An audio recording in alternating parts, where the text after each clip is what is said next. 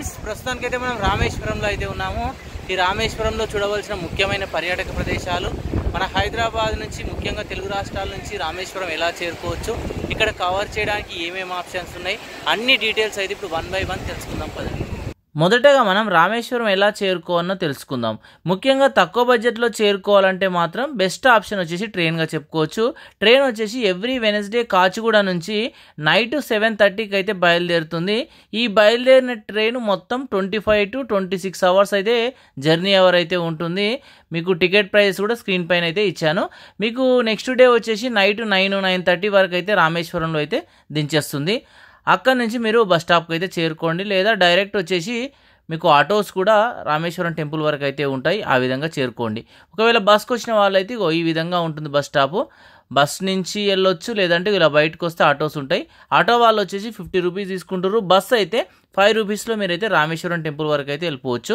Bus stop నుంచి అయినా railway station నుంచి అయినా 2 కిలోమీటర్స్ దూరంలో మీకైతే రామేశ్వరం టెంపుల్ అయితే ఉంటుంది.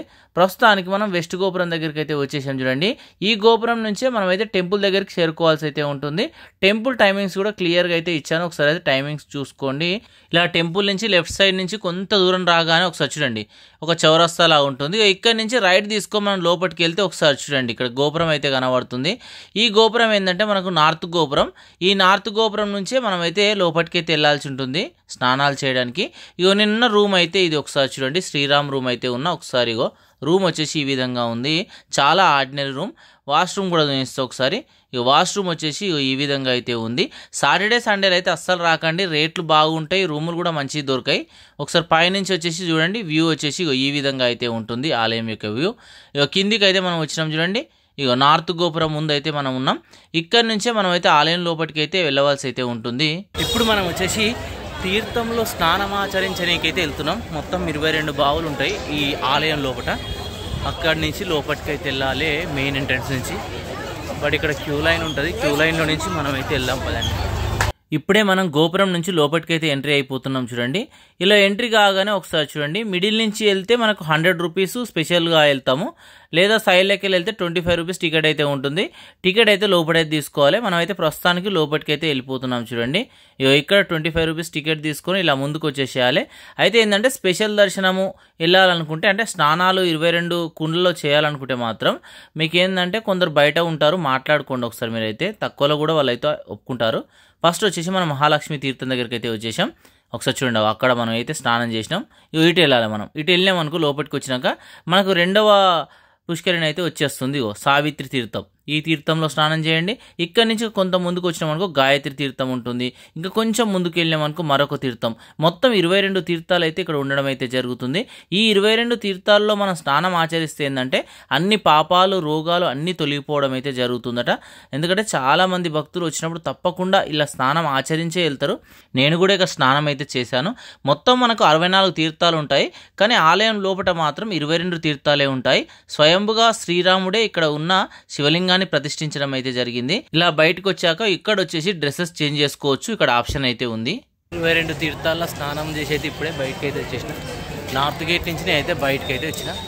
నెక్స్ట్ వచ్చేసి గుళ్ళోకి అయితే వెళ్దాం. ఇక్కడి నుంచి వచ్చినాం కదా, ఇక్కడి నుంచి మన దర్శనానికి అయితే వెళ్దాం. ముఖ్యంగా మీరు ఒక రోజులనే వచ్చి లాకర్స్లో పెట్టుకొని స్నానాలు చేసి దర్శనం చేసుకొని వెళ్ళిపోదాం అనుకున్నారనుకో, బెస్ట్ ఆప్షన్ వచ్చేసి లాకర్స్లో పెట్టుకోవచ్చు. ఇక్కడ వచ్చేసి నార్త్ గోపురం ముందు కానీ సౌత్ గోపురం ముందు కానీ చాలా లాకర్స్ అయితే అవైలబుల్గా ఉన్నాయి. ఒక 50 రూపీస్ ఇలా తీసుకుంటారు అంతే. లేదు మీరు ఫుల్ డే ఒక రోజు నైట్ ఉండాలనుకున్నా కానీ ఉండొచ్చు. మీకు 100 రూపీస్ ఇలా తీసుకుంటారు, లాకర్ ఇస్తుర్రు, ఒక హాల్ ఇస్తుర్రు, హాల్లో వండుకోవచ్చు. తక్కువ బడ్జెట్ అంటే జస్ట్ 100 రూపీస్లో కూడా స్వామివారిని దర్శనం చేసుకొని మీరైతే వెళ్ళొచ్చు. ఇప్పుడు మనం దర్శనానికి అయితే వెళ్తున్నాం. దర్శనానికి వచ్చేసి ఈ గేట్ నుంచి మనకు ఒక 200 మీటర్స్ దూరం ఉన్నట్టున్నది. ఎంత రేట్ ఉందో తెలియదు, ఒకసారి లోపలికి అయితే వెళ్ళి తెలుసుకున్నాం. ఇప్పుడు మనం ఏంటంటే అక్కడి నుంచి నడుచుకుంటూ ఈస్ట్ గోపురం దగ్గరికి అయితే వచ్చేసాం. మనం ఏంటంటే ఇక్కడి నుంచే దర్శనానికి అయితే వెళ్ళాల్సి ఉంటుంది. ఒకసారి చూడండి, గోపురం వచ్చేసి ఈ విధంగా ఉంటుంది. ఎగ్జాక్ట్లీ గోపురానికి ఆపోజిట్లోనే మీకు వచ్చేసి మరొక దారి కనబడుతుంది. చూడండి, దర్శనం చేసుకున్నాక ఈ దారి వెంబడి స్ట్రేట్గా అయితే వచ్చేసేయండి. స్ట్రేట్గా వస్తే మీకు కొంత దూరం రాగానే ఒకసారి ఇక్కడ చూడండి, ఉజ్జయిని మహంకాళి అమ్మ టెంపుల్ ఉంటుంది. ఈ అమ్మ టెంపుల్ దర్శనం చేసుకున్నాక ఈ పక్క పంటే దారి ఉంటుంది. కొంత దూరం వెళ్తే మనకు అగ్నితీర్థం అయితే వచ్చేస్తుంది. ఇప్పుడు మనం వచ్చేసి అగ్నితీర్థం దగ్గర అయితే ఉన్నాము. ఒకసారి అగ్నితీర్థాన్ని అయితే చూద్దాం పదండి. ఇప్పుడు మనం చూస్తుంది అగ్నితీర్థం. ఈ తీర్థంలో స్నానం చేస్తే మాత్రం అన్ని పాపాలు రోగాలు అన్ని తొలగిపోవడం అయితే జరుగుతుందట. ముఖ్యంగా ఏంటంటే శ్రీరాముడు రావణాసురుని సంహరించిన తర్వాత మొదటగా వచ్చేసి ఇక్కడనే స్నానం అయితే ఆచరించడం జరిగిందట. రామేశ్వరం షిప్స్ కూడా ఇక్కడ కనబడుతున్నాయి చూడండి. ఇక ఇక్కడ నుంచి కొంచెం ముందుకైతే వచ్చేసేయండి. తీర్థం ముందుకెళ్ళి వస్తూ ఉంటే రైట్ సైడ్ మొత్తం మీకు వచ్చేసి పిండ ప్రదానాలు చేస్తూ కనబడతారు. ఎందుకంటే చాలా పవిత్రమైన పుణ్యక్షేత్రం కాబట్టి. ఇక్కడ నుంచి ఇలానే స్ట్రేట్గా అయితే వచ్చేసేయండి. ఒకసారి చూడండి, ఒక 200 మీటర్స్ రాగానే మనం షిప్లో వెళ్ళాలంటే ఇక్కడైతే టికెట్ తీసుకోవాలి. ఒక 100 రూపీస్ ఉంటుంది. ఈవినింగ్ 4 o'clock ఇట్లయితే షిప్ అయితే బయలుదేరుతుంది. చాలా బాగుంటుంది. టైం ఉంటే ఖచ్చితంగా విజిట్ చేయండి ఆ ప్లేస్ అయితే. అక్కడి నుంచి మీకు చూస్తే రామేశ్వరం టెంపుల్ వ్యూస్ చాలా బాగా కనబడతాయి. మళ్ళీ నేను సేమ్ నార్త్ గోపురం దగ్గరికి అయితే వచ్చేసాను. నేను రిమైనింగ్ చూడడానికి ఏంటంటే ఇక్కడ ఆటో మాట్లాడుకున్న 2 ప్యాకేజెస్ ఉంటాయి. ఒక దిక్కు 800 ఉంటుంది, ఒక దిక్కు 1200 2000 ఇలా చెప్తారు. నేనైతే 1700లో అయితే మాట్లాడుకున్నా. లేదు మీరు ధనుష్కోటి ఒక్కటే చూడాలనుకుంటే మీకు ఇప్పుడు ఫస్ట్ చూసాం కదా వెస్ట్ గోపురం, అక్కడికి వచ్చేయండి. అక్కడ బస్సెస్ ఉంటాయి. జస్ట్ 30 రూపీస్లో ధనుష్కోటికి అయితే వెళ్ళొచ్చు. నేనైతే ఇప్పుడు ఆటోలో అయితే ఫస్ట్ ప్లేస్కి అయితే బయలుదేరాను. మనకి ఎగ్జాక్ట్లీ టెంపుల్ నుంచి ఒక 2 కిలోమీటర్స్ల దూరం రాగానే మీకు ఒకసారి చూడండి, మీకు గంధమదన పర్వతం అయితే వస్తుంది. ప్రస్తుతానికి నేను పర్వతం దగ్గరికి అయితే వచ్చాను. ఇప్పుడు మనం వచ్చేసి రాముని మందిరం దగ్గరికి అయితే వచ్చాము. ఈ టెంపుల్ వచ్చేసి చాలా స్పెషల్ అట. ఒకసారి పైకి వెళ్ళి అయితే చూద్దాం. ఇప్పుడు మనం ఏంటంటే టెంపుల్ పై భాగానికి అయితే చేరుకుందాము. అక్కడి నుంచి మనకు రామేశ్వరం వ్యూ చాలా చక్కగా అయితే కనబడుతుందట. రాముడు ఏంటంటే ముఖ్యంగా సీతాదేవిని వెతకడానికి రామేశ్వరం వచ్చినప్పుడు ఈ కొండపై నుంచే చూశాడట. ఈ కొండపైన చూస్తే ఒకసారి చూడండి, ఈ రామేశ్వరము, ఇక్కడ ఉన్న సముద్రము, ఈ ఐలాండ్ మొత్తం చాలా చక్కగా కనబడుతుంది. ఇక్కడ నుంచే మనకు లంకను చూసి తర్వాత రామసేతును అయితే నిర్మించడం జరిగిందట. ఇలా మొత్తం పై భాగానికి కూడా చేరుకోవచ్చు. ఇక్కడ వచ్చేసి రాములవారి పాదాలు ఉంటాయి. తప్పకుండా వచ్చినప్పుడు అయితే మీరు విజిట్ చేయండి. ఇక్కడ నుంచి వ్యూస్ చూడండి ఎంత చక్కగా కనబడుతున్నాయో. ఇక్కడ కంప్లీట్ చేశాక ఇక్కడ నుంచి మళ్ళీ వచ్చేసి వెళ్తూ ఉంటే మధ్యలో మీకు చిన్న ఆలయాలు కనబడుతూ ఉంటాయి, దర్శనం చేసుకోండి. ఇక్కడ నుంచి సిటీ మధ్యలో నుంచి ఇప్పుడు మనం ఏంటంటే ధనుష్కోటి సైడ్ అయితే వెళ్ళిపోతున్నాము. ధనుష్కోటి ఏంటంటే రామేశ్వరం టెంపుల్ నుంచి ఎగ్జాక్ట్లీ ఒక 10 కిలోమీటర్స్ దూరంలో అయితే ఉంటుంది. ఇందులో మొదటగా వచ్చేసి మనకు సముద్రం మధ్యలో ఉన్న కోదండరామస్వామి టెంపుల్ దగ్గరికి అయితే వెళ్తున్నాం. ఇప్పుడు మనం వచ్చేసి కోదండరామస్వామి టెంపుల్ దగ్గరికి అయితే వచ్చాము. ఇక్కడనే మనకు ఫ్లోటింగ్ స్టోన్ కూడా ఉంటుంది. ఒకసారి టెంపుల్ లోపలికి వెళ్ళి అయితే చూద్దాం పదండి. ఈ ఆలయంలో మనకి ఏంటంటే రాముడు, లక్ష్మణుడు, సీతాదేవి, విభూషణుడు, హనుమంతుడు అయితే మనకు దర్శనమిస్తారు. మనకేంటంటే రావణాసురునితో యుద్ధం గెలిచిన తర్వాత రాముడు వచ్చేసి విభూషణునికి పట్టాభిషేకం ఇక్కడనే చేశాడట. ఇక్కడనే మనకు వచ్చేసి ఫ్లోటింగ్ స్టోన్ కూడా ఉంటుంది. కొంచెం ముందుకు వెళ్ళాకైతే చూపిస్తాను. ఈ దూరంకి వెళ్ళి చూస్తే రామసేతు కూడా మనకు క్లియర్ కనబడుతుంది. రామసేతు ఏంటంటే ఇక్కడ నుంచే స్టార్ట్ చేయడం అయితే జరిగిందట. ముఖ్యంగా ఏంటంటే మనకు 1964లో వచ్చిన తుఫాన్ వచ్చింది కదా, ఆ టైంలో ధనుష్కోటి పట్టణం మొత్తం ధ్వంసమైపోయిందట. అప్పుడు ఏకైక మిగిలిన రామాలయం వచ్చేసి ఈ కోదండ రామాలయం మాత్రమేనట. ఒకసారి చూడండి, ఇక్కడ ఫ్లోటింగ్ స్టోన్ అయితే మీకు కనబడుతుంది చూడండి. వచ్చినప్పుడు తప్పకుండా ఈ ప్లేస్ని కూడా మీరు విజిట్ అయితే చేయండి. నేను కూడా ఈ ఫ్లోటింగ్ స్టోన్ ఇలా లేపాను. ఆల్మోస్ట్ ఒక 15 to 20 kgs వరకు అయితే ఉంది. ఇక్కడ కంప్లీట్ చేశాక మళ్ళీ రోడ్ పైకి అయితే వచ్చేసేయండి. ఆ సముద్రం మధ్యలో నుంచి ఇలా స్ట్రేట్ లెఫ్ట్ తీసుకొని వెళ్ళామనుకో మనకు ఈ ధనుష్కోటి మెయిన్ ప్లేస్కి అయితే వెళ్ళిపోతాం. వెళ్తూ ఉంటే చూడండి బోత్ సైడ్స్ మీకు ఎలా కనబడుతున్నాయో. ఒకప్పుడు ఏంటంటే చాలా మంది ప్రజలు అయితే ఉండేవాళ్ళట. ప్రస్తుతానికైతే ఎవ్వరు లేరు ఈ ప్రాంతంలో. ఇప్పుడు మనం వచ్చేసి ధనుష్కోటి రైల్వే స్టేషన్కి అయితే వచ్చాము. ఒకప్పుడు ఏంటంటే రైల్వే స్టేషన్ ఇక్కడనే ఉండే. మనకు 2004లో సునామీ వచ్చినప్పుడు ఇక్కడ ఉన్న వాళ్ళందరూ చనిపోయారు. మొత్తం క్లోజ్ అయిపోయింది. అప్పటి నుంచి స్టేషన్ వచ్చేసి రామేశ్వరంకి అయితే మార్చారు. ఒకసారి ఆ ఓల్డ్ రైల్వే స్టేషన్ అయితే ఇప్పుడు చూద్దాం. 1964 తుఫానుకు ముందు ఇక్కడ రైల్వే స్టేషన్ అయితే ఉండేదట. డైరెక్ట్ ట్రైన్స్ ఇక్కడ వరకు వచ్చేదట. కానీ ఆ తుఫాన్లో ఇక్కడ ప్రజలు, ఇండ్లు అన్నీ కొట్టుకుపోయినాయి. ఆ టైం నుంచి ఈ టైం వరకు ఇక్కడ నిర్మించలేదట. ఒకసారి చూడండి ఈ ప్లేస్ ఎలా ఉందో, ఎట్లుంది ఓల్డ్ రైల్వే స్టేషన్ చూడండి. అప్పుడు సునామీ వచ్చినప్పుడు మొత్తం కొట్టుకుపోయి ఆల్మోస్ట్ ఇక్కడ వాళ్ళు అందరూ చనిపోయారట. చూడండి ఎట్లా అయిపోయిందో. మొత్తం ఏం లేదు ఇప్పుడు. జస్ట్ అప్పటి పిల్లర్స్ కనబడుతున్నాయి. వాటిని కూడా రినోవేషన్ చేసినట్టున్నారు. మనకి ఇక్కడ చూడండి అన్ని కూలిన గోడలే కనబడుతున్నాయి. ఒక టెంపుల్ మాత్రం ఇప్పటికీ ఉంది ఇక్కడైతే. ఇక్కడ నుంచి మనం మరొక ప్లేస్కి అయితే వెళ్దాం. మరొక సైడ్ వచ్చేసి చర్చ్ అయితే ఉంది. ఆల్మోస్ట్ ఇది కూడా కూలిపోయింది. అప్పటి నుంచి అలానే ఉన్నట్టున్నది. కొంచెం కొంచెం కనబడుతుంది, చూపిస్తా చూడండి. చర్చి చూడండి ఓన్లీ గోడలే కనబడుతున్నాయి చూడండి.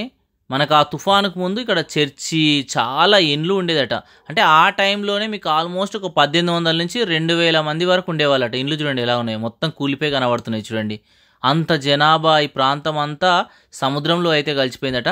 ఇక అప్పటి నుంచి ఇక్కడ పర్మిషన్లు అయితే ఇవ్వట్లేదు ఇండ్లకైతే. ఒకసారి చూడండి సముద్రం ఇక్కడ ఎంత అల్ల కొల్లాలంగా ఉందో చూడండి. ఈ రైట్ సైడ్ మొత్తం మనకు ఇండియన్ ఓషన్ అన్నట్టు. ఇప్పుడు మనం చూస్తుంది ఇండియన్ ఓషన్. ఈ లెఫ్ట్ సైడ్ మనం కోదండరామస్వామి టెంపుల్ దిక్కు పోయినాం కదా, అదంతా మనకు బే ఆఫ్ బెంగాల్ ఓషన్గా మనం అయితే చెప్పుకోవచ్చు. ఇక్కడ కంప్లీట్ చేసుకున్నాక బయటకు వచ్చేసిన. మీకు టైం ఉంటే ఏంటంటే లెఫ్ట్ సైడ్ ఉంది, ఇదంతా లైట్ హౌస్. పైకి ఎక్కొచ్చు, టికెట్ ఒక 20-30 రూపీస్ ఉంది. పైకి ఎక్కితే వ్యూ వచ్చేసి ఈ విధంగా కనబడుతుంది. ఒకవేళ మీకు టైం ఉంటే మాత్రం తప్పకుండా చూడండి. ఇప్పుడు వచ్చేసి మనం ఎండింగ్ పాయింట్ వరకు అయితే వచ్చేసాం. ఇక మన రోడ్ మాత్రం ఇక్కడికే లాస్ట్గా ఫైనల్ స్టేజ్కి అయితే వచ్చినాం. ఇక మొత్తానికి అయితే ధనుష్కోటిలో ఉన్నాం చూడండి. లాస్ట్ పాయింట్ ఇది మన ఇండియాకు. ఇక్కడ నుంచి ఒక 25-29 కిలోమీటర్స్ దూరంలో మనకు శ్రీలంక అయితే ఉంటుంది.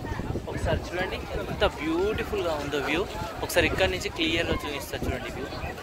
ఒకసారి చూడండి ఇక్కడ నుంచి వ్యూ ఎంత బ్యూటిఫుల్గా కనబడుతుందో చూడండి. ఇక్కడ ఫొటోస్ మాత్రం చాలా మంది అయితే దిగుతుర్రు. ఒకసారి చూడండి, ఇగో ఈ లెఫ్ట్ సైడ్ ఏమో మీకు మొత్తం అలలు ఉంటాయి, రైట్ సైడ్ మాత్రం చాలా బీభత్సంగా ఉంటాయి. ఇగో లాస్ట్ ప్లేస్ వచ్చేసి ఈ విధంగా ఉంటుంది. ఒకసారి ఫోటో అయితే చూపించాను చూడండి. ఇక్కడ అలలు చూడండి బీభత్సంగా వస్తాయి. ఇక ఇక్కడ నుంచి కొంత దూరం వెళ్ళాక అక్కడి నుంచి మీకు రామసేతు స్టార్ట్ కావడం అయితే జరుగుతుంది. ఇదంతా బీచ్ ఏరియా. యాక్చువల్గా సీజన్ కానప్పుడు వస్తే ఇక్కడ అలలు ఉండయి, చాలా దూరం వరకు మనం వెళ్ళొచ్చు. ఇప్పుడు వెళ్ళనీకి ఆప్షన్ లేదు. రామసేతును కూడా మీకు క్లియర్గా చూపించాను. ఇక్కడ నుంచి 29 కిలోమీటర్లు వెళ్తే మనకు శ్రీలంక అయితే వచ్చేస్తుంది అన్నట్టు. ఇక్కడ నుంచి నేను మళ్ళీ రామేశ్వరం అయితే వచ్చేసాను. ఎగ్జాక్ట్లీ టెంపుల్ నుంచి ఒక 500 మీటర్స్ దూరంలోనే మీకు అబ్దుల్ కలాం గారి హౌస్ అయితే ఉంటుంది. టైం ఉంటే విజిట్ అయితే చేయండి. నేనైతే విజిట్ చేశాను. ఇక్కడ నుంచి ఎగ్జాక్ట్లీ ఒక 200 మీటర్స్ దూరంలోనే, అంటే టెంపుల్ నుంచి ఒక 500 మీటర్స్ దూరంలోనే మీకు రామతీర్థం అయితే ఉంటుంది. ఇక్కడికి చేరుకోండి. ఇప్పుడు మనం వచ్చేసి రామతీర్థం దగ్గర అయితే ఉన్నాము. ప్రస్తుతం మనం రామతీర్థం ముందున్నాము. ఒకసారి లోపలికి వెళ్ళి మనం రిమైనింగ్ డీటెయిల్స్ తెలుసుకుంటూ తీర్థం ఎలా ఉందో చూద్దాం పదండి. ఇప్పుడు మనం వచ్చేసి రామతీర్థాన్ని అయితే చూద్దాం పదండి. రాముడు ఏంటంటే మనకు ఈ లంకకు వెళ్లే ముందు ఇక్కడ శివలింగాన్ని ప్రతిష్ఠించి పూజలు అయితే చేయడం అయితే జరిగిందట. ఒకసారి చూద్దాం. ఆ మధ్యలో వచ్చేసి మీకు చిన్న ఆలయం లాగానే కనబడుతుంది చూడండి. చాలా పెద్దగా కనబడుతుంది కదా. కోనేరు అయితే ఎంత పెద్దగా ఉందో చూడండి. 64 తీర్థాలలో ఈ తీర్థం ఒకటిగా మనం అయితే చెప్పుకోవచ్చు. ఇక్కడ తీర్థంలో స్నానం చేశాక ఈ కోనేరుకు ఆపోజిట్లో ఉన్న రామ మందిరాన్ని కూడా మీరు దర్శనం అయితే చేసుకోండి. చాలా బాగుంటుంది. చాలా ప్రశాంతమైన ప్లేస్లో ఈ ఆలయం అయితే ఉంటుంది. ఇక ఇక్కడ దర్శనం చేసుకున్నాక ఇక్కడ నుంచి మనం మరొక తీర్థం దగ్గరికి అయితే వెళ్తూ ఉంటాము. వెళ్తూ ఉంటే మధ్యలో వచ్చేసి అబ్దుల్ కలాం గారి మెమోరియల్ ఉంటుంది. టైం ఉంటే తప్పకుండా మీరైతే విజిట్ చేయండి. హాయ్ ఫ్రెండ్స్, ఇప్పుడు మనం వచ్చేసి రాముడు నడి సముద్రంలో మంచినీటి బావిని అయితే తవ్వాడు. సీతకు దాహం వేసినప్పుడు ఈ బావిని అయితే తవ్విండట. ఇక్కడ మొత్తం సముద్రం ఉంటుంది, మధ్యలో వచ్చేసి ఈ బావి ఉంటుంది. నీళ్లు మాత్రం చాలా రుచిగా మంచిగా ఉంటాయట. ఒకసారి లోపలికి వెళ్ళి అయితే చూద్దాం పదండి. అక్కడికి వెళ్ళి ఇక మనం చూస్తుంది వెల్లుంది తీర్థం. ముందు వచ్చేసి ఆలయం ఉంటుంది. ఆలయాన్ని దర్శనం చేసుకున్నాక ఈ దారి పంట సముద్రం మధ్యలోకి వెళ్తే మనకు తీర్థం అయితే ఉంటుంది. ప్రస్తుతానికి మనం తీర్థం దగ్గరికి అయితే వచ్చాము. టెంపుల్ నుంచి 7 కిలోమీటర్ దూరంలో ఉంటుంది. ఇక్కడ ఉన్న నీళ్లు మాత్రం చాలా స్వచ్ఛంగా తీయంగా అయితే ఉండడం జరుగుతుంది. పక్కనే వచ్చేసి బీచ్ ఉంటుంది. చాలా స్పెషల్ ఈ బీచ్ అయితే. టైం ఉన్న వాళ్ళైతే బీచ్లో ఎంజాయ్ చేయాలంటే చేసుకోవచ్చు. ఎందుకంటే అలలు ఉండయి, ఏముండయి, చాలా స్వచ్ఛంగా నీరు అయితే ఈ ప్రాంతంలో అయితే ఉంటాయి. ఒకసారి చూడండి, భక్తులు కూడా బాటిల్లో నీళ్ళు అయితే తీసుకొని వెళ్తున్నారు చూడండి. ఇక్కడ నుంచి మనం బస్ స్టాప్కు టెంపుల్కు మధ్యలో ఉన్న మరొక ప్లేస్కి అయితే వెళ్తున్నాం. మనం వచ్చేసి లక్ష్మణ తీర్థం దగ్గరికి అయితే వచ్చేసాము. ఇక్కడనే తీర్థం ఉంది, పక్కనే వచ్చేసి గుడి ఉంది. రెండింటిని అయితే చూద్దాం పదండి. ఈ తీర్థం వచ్చేసి ఎగ్జాక్ట్ టెంపుల్ నుంచి మనకు ఒక 1 కిలోమీటర్ దూరంలో ఉంటుంది. బస్ స్టాప్ నుంచి కూడా 1 కిలోమీటర్ దూరంలో ఉంటుంది. నడుచుకుంటూ రావచ్చు. ప్రస్తుతానికైతే మనం ఈ తీర్థం దగ్గరికి అయితే వచ్చాము చూడండి. ఎంత పెద్ద కోనేరు కనబడుతుందో చూడండి. ఈ కోనేరు పక్కనే టెంపుల్ ఉంటుంది. ఈ టెంపుల్ కూడా మీరు దర్శనం అయితే చేసుకోండి. ఇక దర్శనం చేసుకున్నాక మెయిన్ రోడ్ పైకి వచ్చేసండి శ్రీకృష్ణ టెంపుల్ ఉంటుంది. ఈ టెంపుల్ కూడా దర్శనం చేసుకోండి. దర్శనం చేసుకున్నాక పక్కనే వచ్చేసి మనకు ఇప్పుడు మనం పంచముఖ హనుమాన్ టెంపుల్ దగ్గరికి అయితే వచ్చాము. టెంపుల్ వచ్చేసి బ్యాక్ సైడే ఉంది. మరో పక్క వచ్చేసి నటరాజస్వామి టెంపుల్ ఉన్నది. రెండు ఒక దగ్గరనే ఉంటాయి. ఒకసారి మనం హనుమాన్ టెంపుల్కి అయితే వెళ్దాం పదండి. ఇప్పుడు మనం హనుమాన్ టెంపుల్కి వెళ్ళే ముందు కృష్ణా టెంపుల్ పక్కనే నటరాజస్వామి టెంపుల్ ఉంటుంది. ఈ టెంపుల్ కూడా దర్శనం చేసుకోండి. ఈ టెంపుల్కి ఆపోజిట్లోనే మీకు పంచముఖ హనుమాన్ టెంపుల్ కూడా ఉంటుంది. ప్రస్తుతానికి ఈ టెంపుల్ దగ్గరే ఉన్నాం చూడండి. ఇక్కడ ఉన్న మనకు ఆంజనేయ స్వామిని కూడా మీరు దర్శనం అయితే చేసుకోండి. ఇంతటితో మనకు రామేశ్వరం యొక్క టూర్ ప్లాన్ అయితే కంప్లీట్ అయిపోతుంది. లాస్ట్లో పంబం బ్రిడ్జ్ అయితే చూడండి, వచ్చేటప్పుడు కూడా చూడొచ్చు. ఎలా చూస్తారన్నది మీ ఇష్టం. చూసి టూర్ ప్లాన్ అయితే చేసుకోండి. Thank you.